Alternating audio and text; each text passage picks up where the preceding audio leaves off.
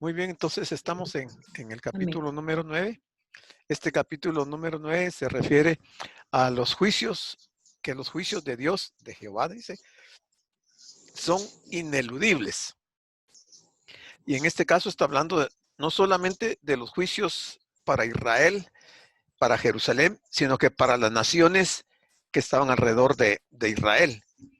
Y entonces, si uno va a la historia, y aún en la misma Biblia se relatan muchos de estos juicios que estaban aquí profetizados por Amós, se llevaron a la práctica. O sea, todo se cumplió. Entonces vamos a entrar al versículo número 11, que este lo vimos la semana pasada, pero para tener un enlace con lo que nos toca esta noche, vamos a repetirlo. Dice, en aquel día,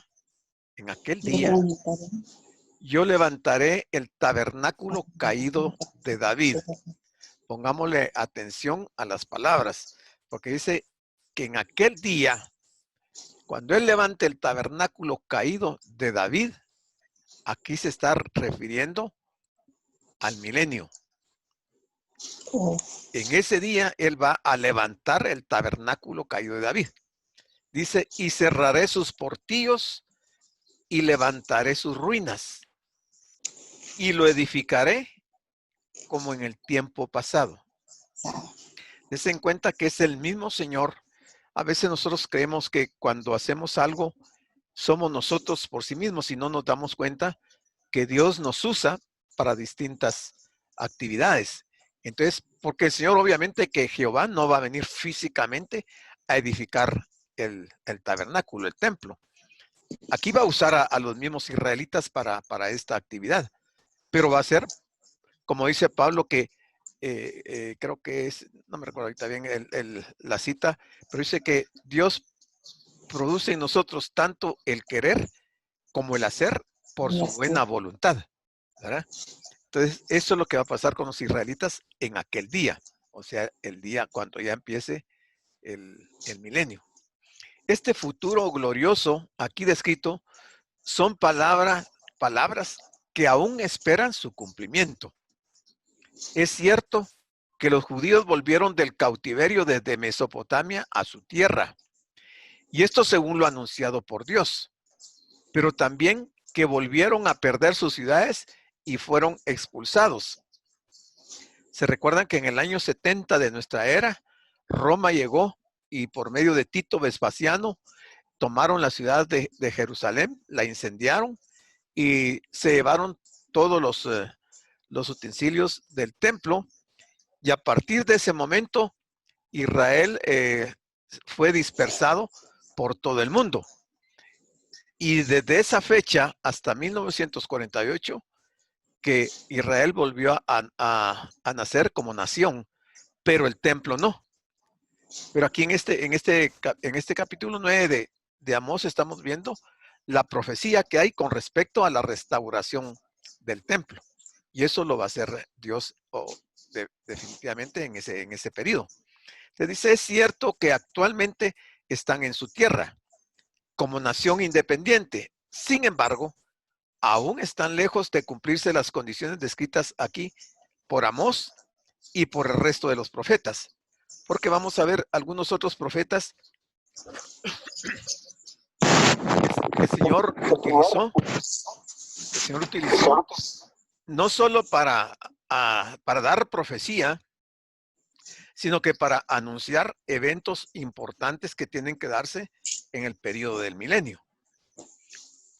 Si vemos en Isaías 65, del 17 al 25, ahí se están resaltando las ideas de paz, de seguridad y de prosperidad para la nación de Israel. ¿Podríamos entonces decir que este momento ha llegado? Evidentemente no. Esta profecía todavía no ha llegado, pero está a las puertas de que esto se cumpla. En Jeremías 23, 5 al 8 también se habla, dice, vive Israel en su tierra en condiciones de seguridad, justicia y paz bajo el reinado del Mesías descendiente de David. Y nuevamente la respuesta es no. Todavía no vive Israel en su tierra en condiciones de seguridad, justicia y paz. y no están todavía bajo el reinado del Mesías. O sea, se está refiriendo al milenio. Si leemos Jeremías 31, del 31 al 34, ahí se está resaltando la idea de un pueblo convertido totalmente a Dios. Miren lo que va a ocurrir en ese periodo, de acuerdo con la profecía de Jeremías. O sea, todo el pueblo estará convertido totalmente a Dios. Y nuevamente, si nos preguntamos, ¿ha sucedido esto ahora? Y nuevamente la respuesta es, no ha sucedido. Pero estamos muy cerca de que todas estas profecías de estos profetas se cumplan, al igual que la de Amós. En aquel día es una referencia a un tiempo futuro que aún no ha llegado. Dios promete que en aquel día Él mismo va a hacer 4 cosas, por lo menos 4 cosas. Va a levantar el tabernáculo caído de David. Y eso lo profetizó también Samuel en 2 Samuel, capítulo 7, de los versículos 10 al 17. Ahí está profetizado esto. Y aquí se está confirmando nuevamente que eso va a ocurrir en aquel día. Segundo, dice, va a cerrar los portillos. Esto es una referencia a las grietas o brechas abiertas en los muros y que permiten la salida y entrada de los enemigos. O sea que los muros de Jerusalén van a ser reconstruidos y se van a cerrar todas esas grietas que se han dado por las invasiones que Israel ha tenido de las naciones vecinas. Luego el tercer punto dice que levantará sus ruinas. Primero dice, volverá los corazones de su pueblo hacia él, o sea, la conversión. Y después de eso va a levantar nuevamente sus casas y ciudades para que sean habitadas. Recuerden que Israel hoy está peleando algún pequeño territorio que le corresponde, pero que las naciones vecinas se los han arrebatado, ¿verdad? Tenemos ahí a gente que está casi invadiendo la ciudad de Jerusalén, ¿verdad? Una buena parte está ahí, dice que yo no he ido ahí, pero dicen que hay un muro dentro de la ciudad que se separa a Jerusalén de los, ¿cómo se llama? ¿Cómo se llama esta? Bueno, se me va ahorita el nombre, pero están dentro de la ciudad de Jerusalén. Cuarto, dice, lo edificará como en el tiempo pasado. Aquí está haciendo una referencia a su extensión, a sus fronteras, como en los días de David y Salomón. O sea, van a recuperar todo su territorio. Así está profetizado. Y dice, la convertirá en la principal entre las naciones. Hoy hay muchas naciones que se destacan por su grandeza, por su economía, por su poderío militar y por muchas cosas. Y estas son las naciones hoy principales entre las naciones. Pero en aquel día, la principal nación va a ser Jerusalén, va a ser Israel, ¿verdad? Porque está profetizado también. Bueno, pasando ya al versículo número 12, dice, para que aquellos, o sea, si uno se pregunta de lo del 11, ¿para qué? Entonces, la respuesta está en el 12. Para que aquellos sobre los cuales es invocado mi nombre posean el resto de Edom. ¿Se recuerdan que Edom era hermano de quién? ¿De quién era hermano Edom? A ver, ¿quién se recuerda? Abra su micrófono y me dice. Hermana Telmita. ¿No? ¿No se recuerda? Hermano de Jacob. Correcto. ¿Cómo? Hermano de Jacob. Así es, hermano Walter, muchas gracias. Edom representa a Esaú. Y Esaú y Jacob fueron hermanos gemelos. Entonces aquí está diciendo, para que aquellos sobre los cuales es invocado mi nombre posean el resto de Edom.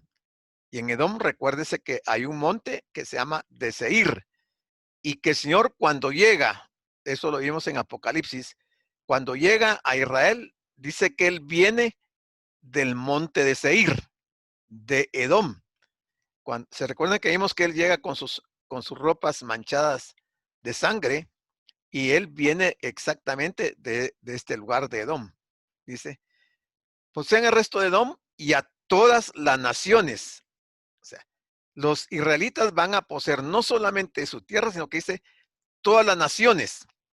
Y está firmado, porque esa es una firma, así, dice Jehová que hace esto. Esto se va a cumplir, quieran o no quieran las naciones, porque es una profecía y es palabra del mismo Dios, ¿verdad? Que está diciendo que va a ocurrir en aquellos días. Por fin llegamos a la última parte de esta última sección del libro del profeta Amós, y que hemos llamado palabras de esperanza. O sea, aquí en este capítulo 9 hay muchas palabras de esperanza como esas que estamos viendo hace un momento. Unas palabras de esperanza que de alguna manera ya estaban presentes en la visión del altar. ¿Se recuerdan de la visión del altar? ¿Qué número de visión fue?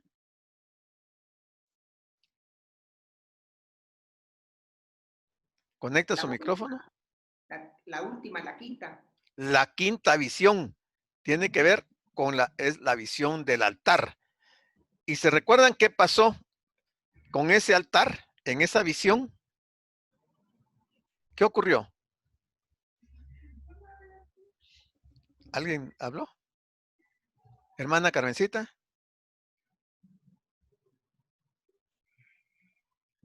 Que el Señor estaba a la par de ellos y fue destruido por medio de un terremoto. El techo Correcto. se formó. Correcto. ¿Y en dónde fue eso, hermana Carmencita? En el templo de Berseba. De Betel. Betel. En el templo de Betel. Ahí, ese fue uno de los últimos juicios que el Señor anunció y derrumbó el templo. Y ahí murieron muchos porque dice que el techo les cayó encima, ¿verdad? Entonces, de eso está hablando aquí. Dice la visión del altar. Cuando en Amós 9:8, Dios dice, mas no destruiré del todo la casa de Jacob, dice Jehová. Porque no todo Jacob se encontraba en esa situación como el resto de los israelitas. Él va a destruir los templos paganos, va a destruir los ídolos, la idolatría y las personas que están adorando ídolos, que estén adorando ídolos en ese tiempo, antes de dar paso al reino milenario. A la luz de las escrituras, estas cosas tendrán su cumplimiento al fin de los tiempos, cuando nuestro Señor Jesucristo, el Mesías, regrese junto con su iglesia. ¿Para qué? Para liberar a su pueblo Israel. Note que dice que Él va a venir junto con su iglesia. Quiere decir que la iglesia ya no va a estar sobre la tierra. La iglesia para este momento ya ha sido arrebatada. Y va a venir el Señor con su iglesia con el objetivo de libertar a su pueblo Israel. ¿De qué los va a liberar? De la amenaza del anticristo que estará reinando en ese periodo de la gran tribulación. ¿Y para qué? También para establecer un reino de 1000 años sobre esta tierra. Esto va a ser algo extraordinario, hermanos. Realmente, si uno se pone a pensar lo que va a ocurrir después de lo que hemos visto que va a estar pasando en ese periodo, esto va a ser algo impresionante, no solamente para los judíos, sino que para todo el mundo.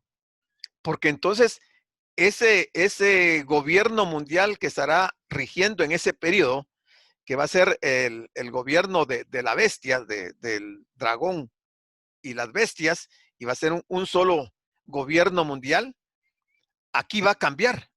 El gobierno siempre va a seguir siendo mundial, solo que ya no bajo el dragón y las bestias, sino que bajo el nombre del Señor, bajo Jesucristo, ¿verdad? Entonces, hasta ahí van a llegar el dragón y las bestias, porque entonces ya el Señor, al establecer ese reino, estos personajes estarán yendo inmediatamente al infierno. Y eso lo vamos a ver cuando lleguemos al capítulo correspondiente de Apocalipsis. Bueno, sigamos. Dice, levantará el tabernáculo caído de David. Estas palabras tienen que ver con el pacto que Dios hizo con David.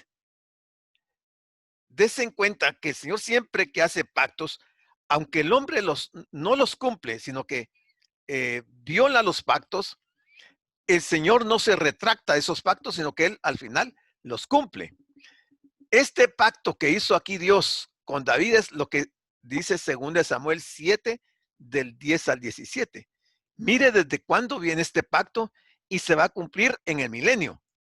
Y ahí dice que le prometió el Señor a David que afirmaría su casa, su reino y su trono para siempre.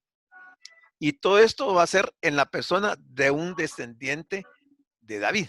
Aunque sabemos que David también va a ser resucitado y va a estar cogobernando junto con el Señor en Israel. Eso lo vemos ahí en 2 Samuel 7, del 10 al 17.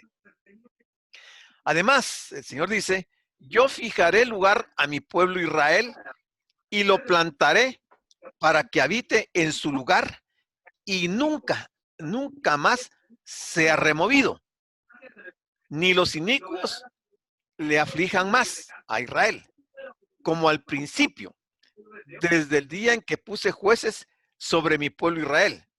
Y luego dice, y a ti te daré descanso de todos tus enemigos. ¿Quién es este a ti? Es David. Te daré descanso de todos tus enemigos. Asimismo Jehová te hace saber que Él te hará casa. Y cuando tus días sean cumplidos y duermas con tus padres, yo levantaré después de ti a uno de tu linaje. No solamente vamos a encontrar aquí que el Señor está hablando de Salomón, sino que está hablando también de Jesucristo. Y dice, Él edificará casa a mi nombre, hablando de Salomón, y yo afirmaré para siempre el trono de su reino, hablando de Jesucristo.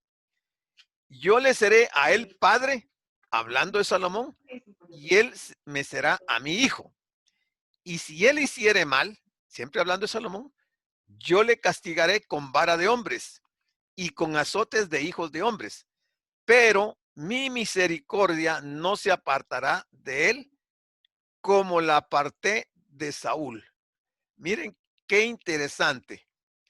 Esto está aquí bien escondidito en la palabra, pero podemos ver que Dios puede apartar su misericordia de algunos de los líderes que él ha levantado, porque él fue quien levantó a Saúl y tuvo misericordia de él. Pero ahora dice que él, dice, apartó su misericordia de Saúl. Dice, la cual quité de delante de ti, hablándole a David. Y aquí está esta parte interesantísima que es la que nos trajo a esto. Y será afirmada tu casa y tu reino para siempre delante de tu rostro. Y tu trono será estable eternamente. ¿A través de quién? Del descendiente de David, Jesucristo. ¿Se recuerdan? ¿Verdad? Conforme a todas estas palabras y conforme a toda esta visión, así habló Natán a David. O sea, este pacto se realizó, lo realizó Dios con David por medio del profeta Natán, ¿verdad? Bueno, Zacarías 14:16 nos dice lo siguiente.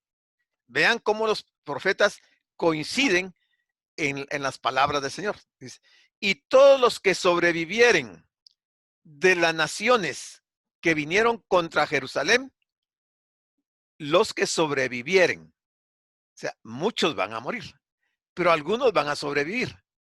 Y son de las naciones que vinieron contra Jerusalén. Dice, subirán de año en año para adorar al rey, a Jehová de los ejércitos, y a celebrar la fiesta de los tabernáculos. ¿Qué quiere decir esto? Que el Señor en su misericordia perdonará a unas personas que en ese momento se van a arrepentir de haber hecho lo malo y de haber estado en contra de Dios y que son sobrevivientes de la guerra del Armagedón. Entonces el Señor dice que los va a hacer que suban de año en año para adorar al rey. Quiere decir que van a estar en el milenio, porque solo en el milenio se va a dar este caso de que hay que adorar al rey año con año y a celebrar la fiesta de los tabernáculos. Y la nación que no suba para adorar al Señor y celebrar la fiesta de los tabernáculos, dice que el Señor la castigará. Y un castigo que Cuando lleguemos ahí lo vamos a ver. Ahora Zacarías nos dice también en el capítulo 14, versículos 2 y 3. Porque yo reuniré a todas las naciones. Oiga, a todas las naciones el Señor las va a reunir. Recuérdense que vimos en Apocalipsis que del dragón, del anticristo y del falso profeta, Juan vio que salían unas como ranas de sus bocas. Y estas ranas eran espíritus inmundos que iban a las naciones para traer a todas las naciones para que pelearan contra Israel. Pero mire este trasfondo, qué interesante. Porque dice, yo reuniré a todas las naciones para combatir contra Jerusalén. O sea, el Señor no pierde el control aún de los demonios, sino que los va a usar para que traigan a todas las naciones a combatir contra Jerusalén. Y la ciudad será tomada, hablando de la ciudad de Jerusalén. Y serán saqueadas las casas y violadas las mujeres. Y la mitad de la ciudad irá en cautiverio. Cuando estamos hablando aquí de ciudad, estamos hablando de Jerusalén. Irá en cautiverio. Solo la mitad. ¿Qué pasa con la otra mitad? Mas el resto del pueblo no será cortado de la ciudad. Miren qué interesante la estrategia que Dios va a seguir en ese tiempo del milenio. Puede ser que para nosotros nos suene un poco difícil de entender lo que Dios está haciendo, pero Él está permitiendo que estas cosas ocurran para que se cumpla finalmente el propósito de Dios. Dios es soberano y Satanás y las bestias y las personas y todo el mundo de todas las naciones nunca podrán rebelarse en contra de Dios para que Él no cumpla su propósito. El Señor lo va a cumplir. Dice, después saldrá Jehová y peleará con aquellas naciones, como peleó en el día de la batalla. Zacarías 14:16. Dice, y todos los que sobrevivieren de las naciones que vinieron contra Jerusalén subirán de año en año para adorar al Rey, a Jehová de los ejércitos, y a celebrar la fiesta de los tabernáculos, lo que ya acabamos de leer. Pero solo estamos repitiendo acá para que amarremos los conceptos y las actividades que el Señor va a desarrollar en ese periodo del final de la gran tribulación y principio del milenio. Amós 9:13. Dice, he aquí, vienen, o sea, futuro, vienen días, dice Jehová, en que el que ara alcanzará al segador. O sea, el que está preparando la tierra va a alcanzar al que está cosechando la tierra. Eso hoy en día no se ve en ninguna parte del mundo. Y vamos a ver por qué. Dice, y el pisador de las uvas, o sea, el que ya ha recogido la cosecha de uvas, va a alcanzar al que lleva la semilla para sembrar la siguiente cosecha. Dice, pero ¿cómo va a ser eso? Ahorita lo explicamos. Dice, y los montes destilarán mosto y todos los collados se derretirán. Bueno, expliquemos este versículo 13. El que ara alcanzará al segador. La idea es que la tierra dará unas cosechas tan abundantes que los agricultores apenas se podrán dar abasto con su trabajo. Aún no se está terminando de recoger una cosecha cuando ya se esté plantando la otra. O sea, la tierra va a ser tan fértil,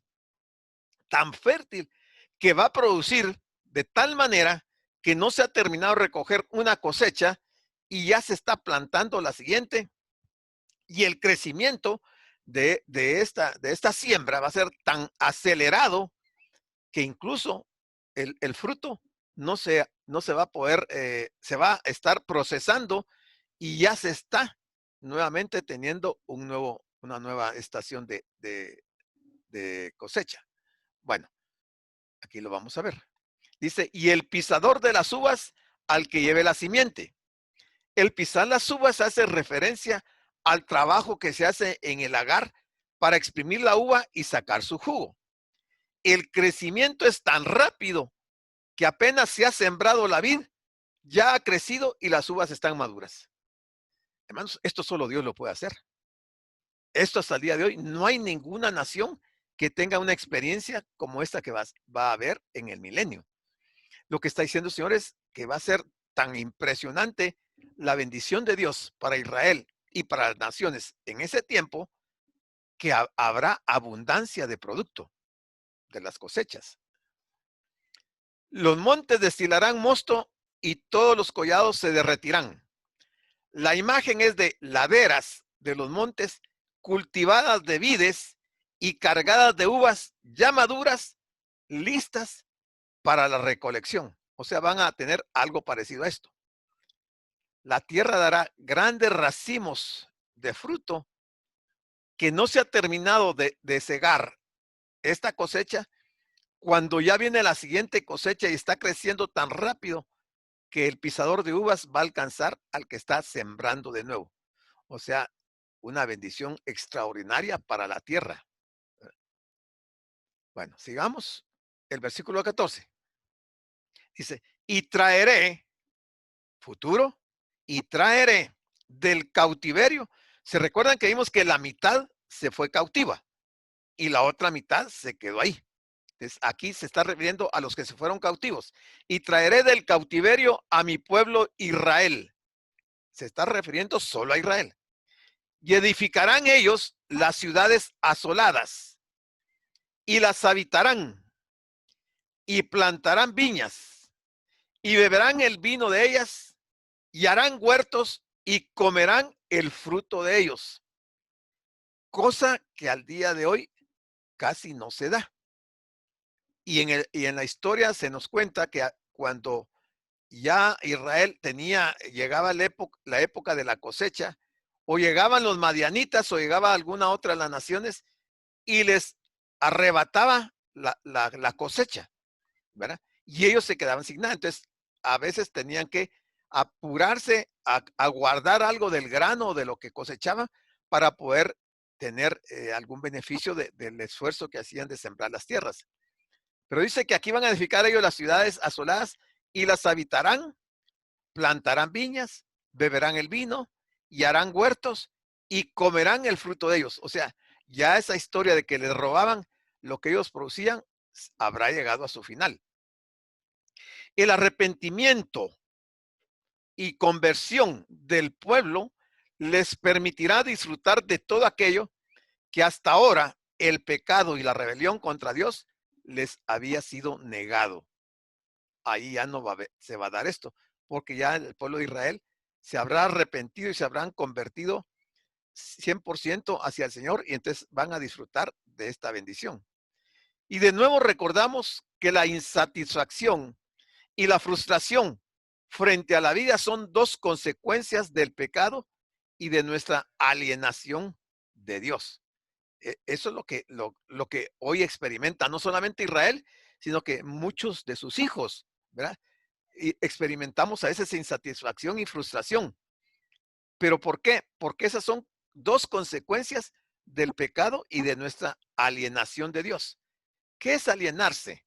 Alienar es hacer perder o alterar la razón o los sentidos. Es como volverse loco, ¿verdad? Como estar loco. Bueno, el 15 dice, pues los plantaré sobre su tierra y nunca, nunca más serán arrancados de su tierra que yo les di, ha dicho Jehová, Dios tuyo. Miren qué promesa tan interesante, tan importante, que Dios le está dando a los israelitas. Dice que Él los va a plantar sobre su tierra y nunca más. Lo que ha ocurrido a través de la historia, que Israel ha perdido sus tierras, eso ya no se va a dar. Dice, nunca más serán arrancados de su tierra que yo les di, ha dicho Jehová, Dios tuyo. Es fácil darnos cuenta que estamos ante palabras que esperan su cumplimiento histórico. Aún son futuras, pero son promesas importantísimas, en este caso para Israel, ¿verdad? Se nos habla de un tiempo donde finalmente este zarandeo de Israel entre las naciones habrá terminado. ¿Se recuerdan lo que vimos de la zaranda, ¿va? De la criba y el zarandeo que se hace de los materiales, y que Israel está en esa zaranda ahorita porque Dios tiene un propósito para ellos? Pero ese zarandeo va a terminar en ese periodo del milenio. Habrá terminado para siempre. E Israel, junto con el resto de las naciones, incluyendo a sus más férreos enemigos, vivirán en paz. Ya no va a haber la situación que hay hoy de guerras y de ataques hacia Israel. Eso se va a terminar de acuerdo con esta promesa. Uno podría preguntarse y decir, estas son palabras demasiado maravillosas para ser verdad, porque si uno mira ahorita la realidad, pareciera que esas palabras no fueran ciertas. Uno podría pensar que es increíble lo que aquí se está anunciando, pero Dios jamás ha mentido. Todo lo que Él ha prometido hacer, lo ha hecho, y la misma Biblia da testimonio de eso. Sin embargo, llevan el sello, llevan la garantía de Dios, por lo tanto, se cumplirán. Bueno, de veras que al final de este capítulo 9, estamos viendo promesas muy importantes. Si Israel tuviera conciencia y meditara en estas palabras y cambiara su actitud, ellos podrían estar en una condición totalmente diferente. Pero no cabe duda que como Dios maneja los tiempos y Él hace que las personas actúen de acuerdo a sus propósitos, el tiempo para esto, el día de hoy, todavía no es. Pero ya está a las puertas de que esto ocurra. Yo quiero que ustedes vean este pensamiento. Dice Charles Spurgeon, él se incluye, debemos examinarnos a nosotros mismos muy afanosa y profundamente. ¿Por qué? Porque no sea que por algún motivo, después de haber predicado a los demás, resulte que nos hallamos en la línea de los réprobos. Ustedes saben que Spurgeon fue un gran teólogo, un gran maestro de la palabra, y tuvo varios pensamientos interesantes que nos hacen reflexionar acerca de nuestra vida. Lo malo es que hemos visto varios de estos pensamientos y en el ratito los tomamos en cuenta, pero después se nos olvida y caemos nuevamente en la rutina, en el error, en la rebeldía en contra de Dios, y volvemos a nuestras prácticas pasadas. Y también volvemos a veces a nuestro sistema de vida que no es del agrado de Dios, sino volvemos a un sistema de vida del mundo. Pero aquí nos está diciendo, en este caso, Spurgeon, que no sea que por algún motivo, después de haber predicado, o sea, primero tenemos que examinarnos a nosotros mismos, pero una forma muy afanosa y muy profundamente, para que no sea que por algún motivo, después de haber predicado a los demás,